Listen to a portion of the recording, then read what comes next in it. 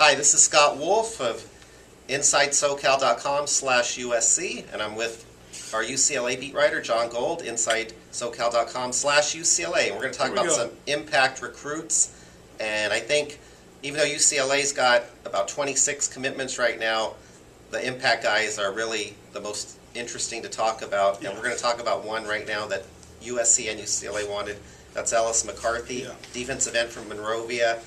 I saw him play this year. I thought he was pretty dominating, and he could have gone anywhere he wanted. And I think this is a huge pickup. So why don't you tell us why? I think he surprised a lot of people by picking UCLA. Why do you think he chose the Bruins? Well, his father Ed has always been a UCLA fan and has been a pretty vocal proponent of UCLA. I think for a long time they were looking for the one reason to go.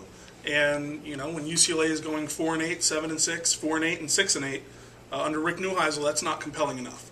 Not for a player of his stature. Mm-hmm. And when you look at guys who can come in and contribute immediately and all that kind of stuff, they're thinking NFL when they're 13. UCLA does not have an illustrious history, we'll say, at the defensive line. Certainly not comparing to a USC. And definitely not the strength that Cal has had in recent years under Tosh Lupoi.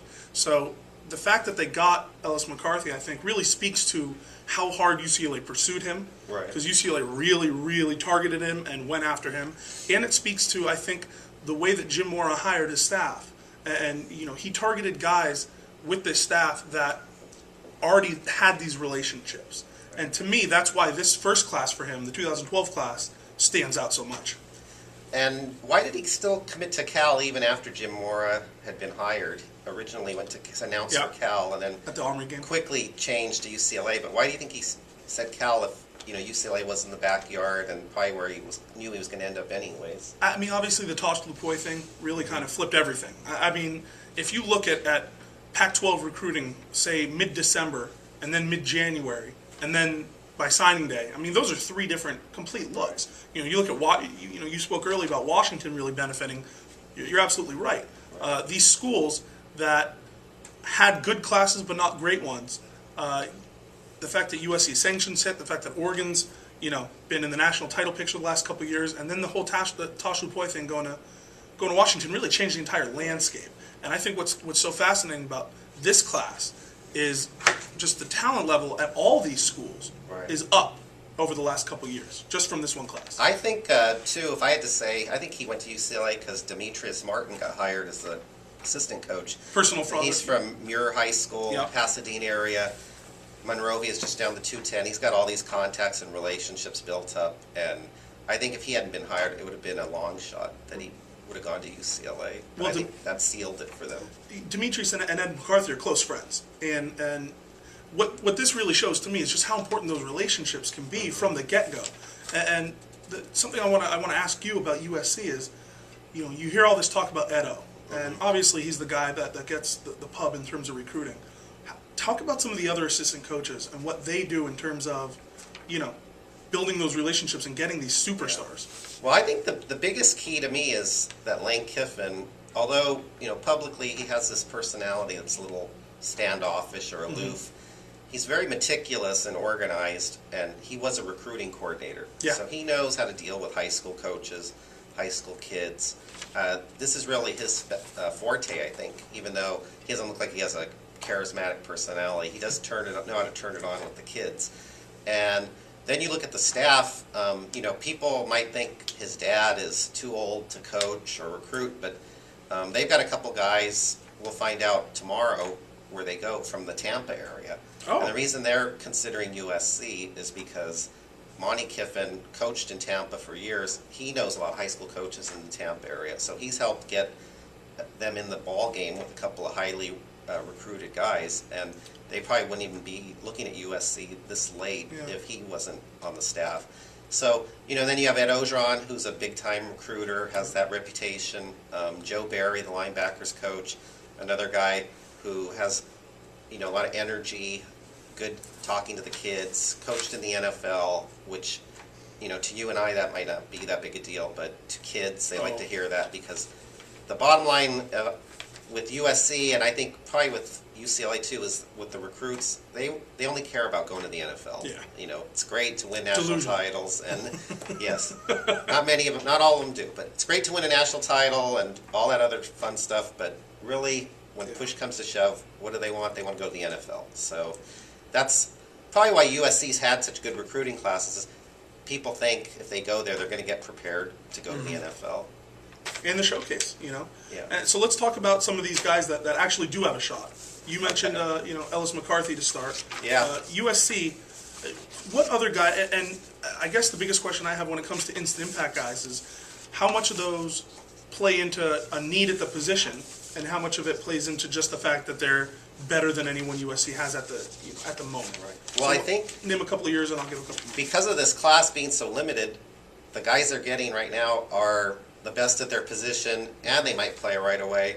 I mean, you may even see a true freshman on the offensive line, Zach Banner, who committed yesterday. Yep. You know, he's rated the number 2 offensive lineman in the nation, or offensive tackle, which, that's a kind of a judgment call. He could be the best guy for all we know, but that's a huge pickup for them. And they lost Matt Khalil, so in training camp they're going to give Zach Banner a shot to start at tackle, I'm pretty sure. And tomorrow they might get Kyle Murphy from San Clemente. He's another guy. Between him and Stanford, right? Yeah, I think he might go to Stanford, but if he picked SC, he'd be getting a shot at starting too. So that's pretty unusual that true freshmen come in and get a chance to start right away. But with sanctions and everything else, scholarship limitations, they will look at these guys now because they have holes they have to fill, and they don't have a lot of depth. So that's why they're going to sign probably 3 or 4 offensive linemen, because they need to bring these guys in and get them going right away, because they see we're going to have holes down the road. And then I'll just mention another guy that I really like is Jabari Ruffin, linebacker from Downey. He's a pretty big-time guy. I saw him play in the summer and then in the fall, and they don't look maybe like they need a linebacker to start the first game, or a freshman linebacker, but I think he could come in and make such a big impact in training camp. They might feel like, let's get this guy into the lineup. We've got to get him on the field as quickly as possible. Yeah. Now, and UCLA is in a different kind of position. USC is going to be pretty much in the national title hunt, if not the favorite, from day one. So when they're talking about getting players into the starting lineup, that's make or break. If that guy struggles, that can really hurt him. UCLA, coming off a 6-8 year, needs to start developing talent and really just get guys who are, forget who you recruit, but getting them to live up to those expectations. A couple guys that I think have a shot pretty quickly. UCLA has good cornerback depth in the upper class between Sheldon Price and Aaron Hester, 2, 3, or 4 year starters, but they have very low numbers lower in the defensive back unit. Ishmael Adams from Oaks Christian, I think, he's a heady kid. He's a good kid. He really, I think he really understands the game. I think he'll have a good shot. He's a pretty highly touted guy, and he's been doing a lot of actual recruiting for UCLA. Right. I think another guy who has a shot, just based on the depth, is Ian Tobler, the tight end out of Fresno Ballard. He's a big kid. He looks like a pretty strong kid, and UCLA has pretty bad depth at tight end, and that's, with the new coaching staff between Noel Mazzone and Steve Broussard and all these new guys, we really don't know exactly what we're going to see out of this offense. We've heard anything from a pro style to a spread, a hybrid of those two, and so we're still kind of waiting to see. A couple other guys that I think have a shot. I'm kind of interested to see guys like, obviously, Ellis McCarthy is the key to this whole thing. Right. But they got a guy, Devin Fuller, the other day. He's the number 3 ranked quarterback in the country. He's a 4-star quarterback from New Jersey.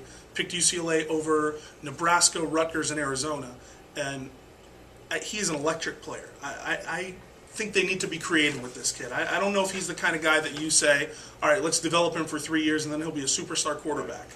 His mechanics are a little rough right now, but he takes off and flies. And one thing that I've always wondered with UCLA is they haven't seemed to be very creative with players in recent years.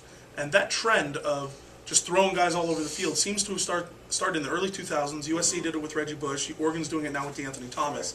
So are there any guys in this USC class that can come in and, I'm not going to ask if there are any Robert Woods or Marquise Lees because those guys had crazy seasons, but who do you think can be in a class a little light on skill, skill, flair, I guess we can say, who can be that one guy who comes in and maybe has, a big year as a freshman Well, Swiss Army knife. Right now, a lot depends on tomorrow because they've got, a couple receivers they're still talking Yeah. to. Stephon Diggs, considered one of the top receivers in the country, he may commit to USC tomorrow. So we don't know for sure what this class is going to look like.